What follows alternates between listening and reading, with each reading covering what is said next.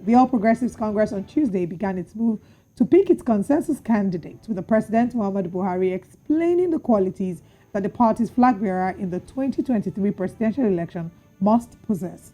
The president, during a meeting with the 23 APC governors at the presidential villa in Abuja, advised the party to think of the right candidate that possessed the qualities he outlined.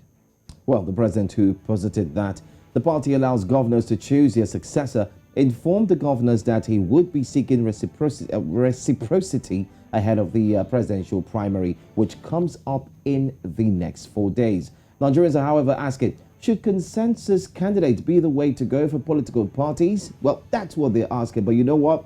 We're going to leave that answer to our guest who joins us this morning. He is a political and public affairs analyst, Naimeka Obiareri. Thank you so much for being here this morning on Breakfast Central.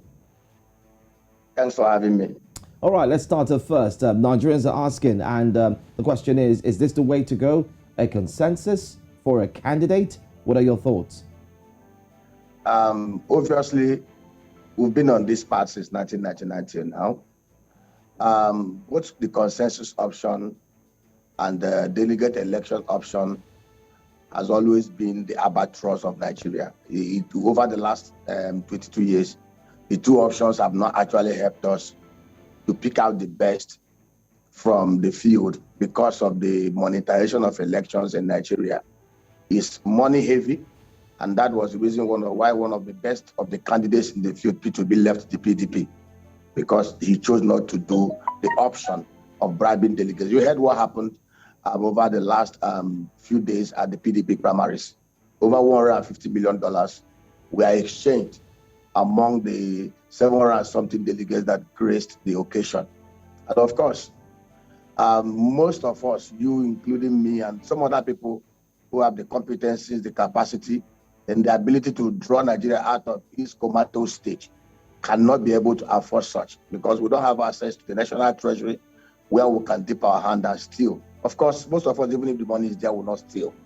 So basically, if we look at our democracy and look at democracies from the other Western climes, from where we modeled ours, like the US, you will see clearly whether it's the Republican or the DNC. The options of choosing party representatives and candidates for general elections have always been that of direct primaries. Direct primaries, not where one INEC official will come to the state, sit in one hotel room, and then the governor or whoever is in charge of the party will compile list of results and give to him. No.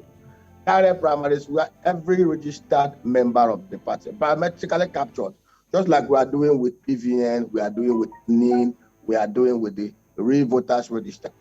Every party in the US, you will see they have a record database of their party members biometrically captured, just the same way you capture data when you're going to a bank to open an account, in such a way that the numbers cannot be falsified. And everything is electronically and digitally captured.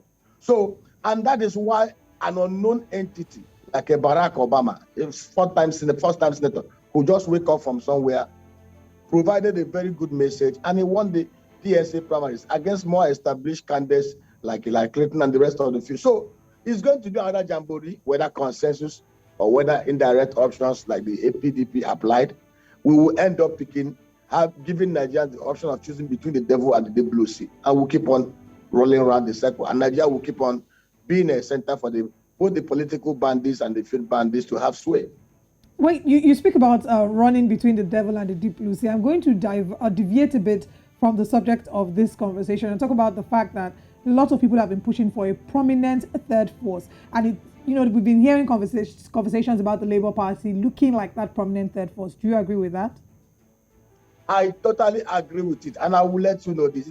When I hear people talk about, nobody can win an election unless you're at the PDP, you're a member of, you contest on the platform of the PDP or APC, or they'll say, okay, you don't have structure.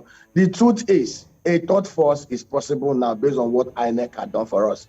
And that is, if there's anything that anybody can do as anything over the last 7 years that we can give Buhari as a kudos, is the issue of signing the electoral act that allowed the result to be transmitted from the polling booths.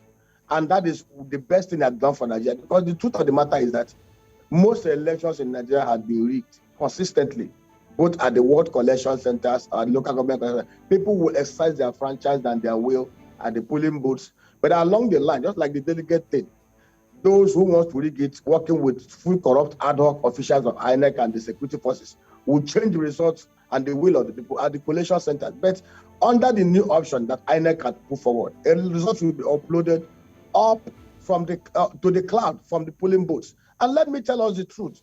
What is structure? Structure simply means, for those of them who don't understand the palace, it simply means being able to have those that can help you rig election, carry ballot boxes and whatever. And of course, the two mega parties, they had people that can help them do it. It's a force of criminals, and they call it structure. But the third force, Nigerians have decided we are going to take our destinies into our holy hands. Nobody is going to vote party. Forget all this, like PDP, APC, Labour Party, APGA, whatever. They are all the same.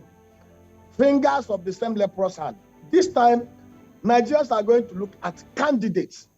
All you need to do is your areas of influence and somebody who believes that this country is salvageable and can be salvaged. Go to your polling booth, mobilize for whoever you think is the most credible candidate. Make sure the votes are counted. Make sure you don't allow shenanigans within your booth where you have influence. Because each and every one of us have influences where we come from. And then ensure that the result that was counted at the polling booths are uploaded, and everybody with his own record. I tell you, there is going to be mega shock in 2023. Poverty is not an excuse. I say to everybody who cares to listen, once you have value, whether you're rich, whether you're poor, character has nothing to do with money. Character has nothing to do with your possession of your wealth. Character has to do with the innermost man and who you are. Okay. So every Nigerian that believes that this country is salvageable, that we are not where we're supposed to be, must mobilize, come out, vote, get your PVC. INEC has extended it for 1 month, and elect the most credible candidates. It's not just the presidency or the governors. The legislature is a very important arm of government. But if we can get half, 50% of very good, capable, fearless men and women into the lawmaking arm of government in Nigeria, there's going to be a shaking in the land. Very true. Oh, now let's talk about the speech that the president gave. When the president was speaking to the governors, he mentioned the criteria for the candidate he would want to be the flag bearer for the All Progressives Congress. And one of the things he said was that he would want a candidate that would give the party a sense of victory, or give Nigerians a sense of victory even before going to the polls in 2023. When you take a look at all the candidates that the APC has, who do you think would meet such qualifications? To be very honest, you know, I don't want to, if I'm to take the message based on the performances and the character of the messenger, I will tell you there is no hope for APC getting anything out of any election 2023 because of the records they've exhibited over the last 7 years across all levels, except some few states where they are doing so well. You can't just throw away the bathwater with the baby. In the field, like already I have a candidate, of course, I'm not here to campaign, so I won't even mention this, that I won't abuse the airtime given to me.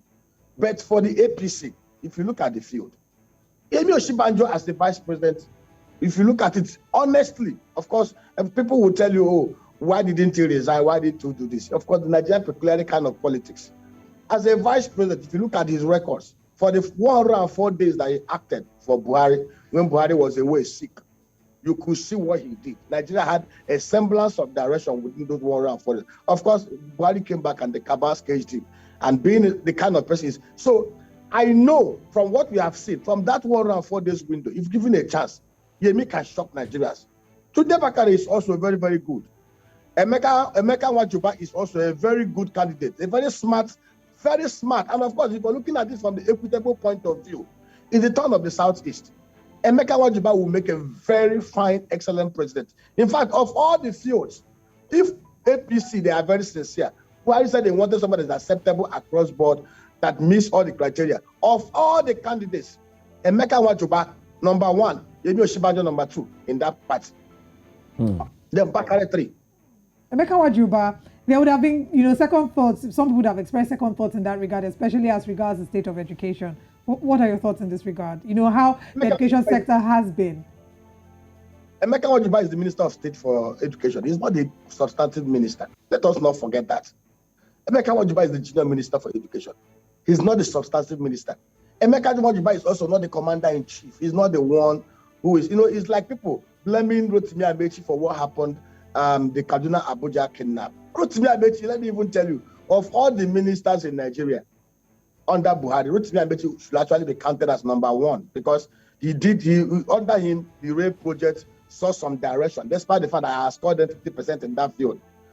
The train was late. People were kidnapped. People were blaming the man. He wasn't in charge of security. He's not the commander-in-chief. His job is to deliver the tracks and the train, and he did that. So the fact remains, and even the people that were even protesting and going on strike, ASU is an accomplice. ASU is part of the problem we have in Nigeria.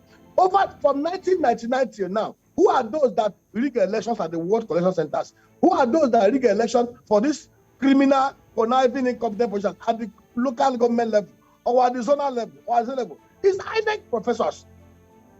INEC has been ASU has been part and parcel of the criminal cartel destroying Nigeria, giving us the people that would not elect for by changing the elections. If ASU members are ethical, if ASU members have done what they're supposed to do, by now we won't be talking about going on strike every year to meet a demand that is less than the amount of money that was shared in Abuja for PDP delegates. So ASU is not a victim. ASU members are accomplices. I was once a don in the university. I can tell you that if ASU members have been able to find a way of controlling themselves as a self-regulatory body, providing punitive measures against their members who engage in election result doctrine at the collection centers, we wouldn't have the caliber of people that we have today in Nigeria who will not give emphasis on education.